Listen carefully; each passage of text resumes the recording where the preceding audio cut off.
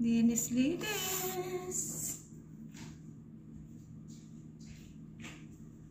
Nalagyan ko ng tubig.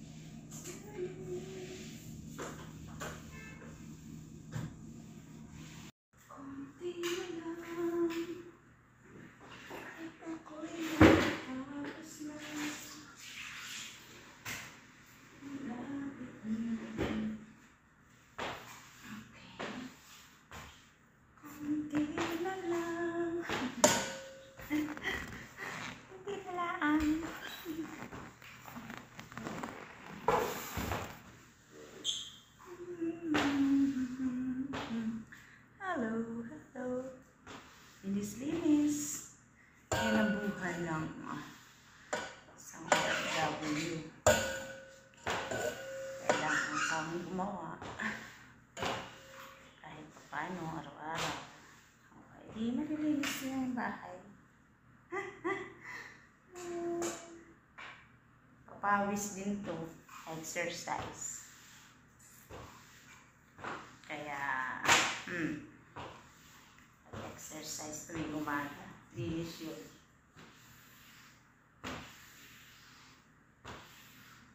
Bakit di na lang totohanin ang lahat ang kailangan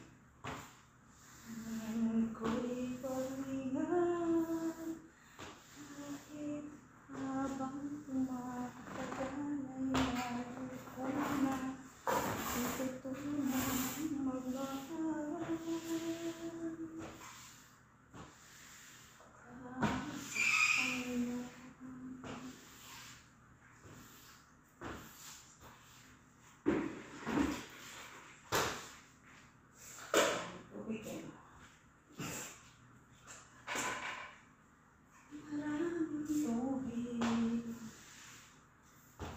Umulan sa labas. Hi! Naupo muna ang balyeno. Ay, napagod. Gala mo yun. Buong bahay nilinis ko ng tubig. Ayan, Hindi pa nga ni, Ayan, Tapos, meron akong siguro mamayang hapon. Mamaya, paplantyahin ko yan. Tsaka tutupiin. Diba? Natapos ko ang aking gawain. Nalinis ko ang buong bahay. Ayos ko na rin mga bangko. Nasa kanilang lagayan. Tapos, ito pa palang halaman. Lagay ko sa kanyang pwesto. Ayan. Kaya naman nalinis ko lahat yan. Ito pa, may isa pang halaman. Ilagay natin sa kanyang pwesto. Ayan. Mamaya, ilalagay ko rin yan sa kanyang lagayan. Kita mo yan. Bango ng kwarto. Linis. Lalo na yung sahig kasi maalikabok. Pag maalikabok, kailangan linisin ng sahig lagi. Lagi ko yung tinutubig. Oops. Eto pa. Ilagay natin sa tamang pwesto. Dito yan. Ang aking. Ito pa. Kailangan natin na ilagay ito sa kanilang pwesto. Mabigat kaya. Mabigat to eh. Mabigat yung pinakang ano na yan. Oh. Sobrang bigat. Ayan. Ayan ito sa pwesto. Katulad niya, nataktak. Natapon. Konti lang naman yun. Kasi tumagilid siya. Tumagilid. Ayan.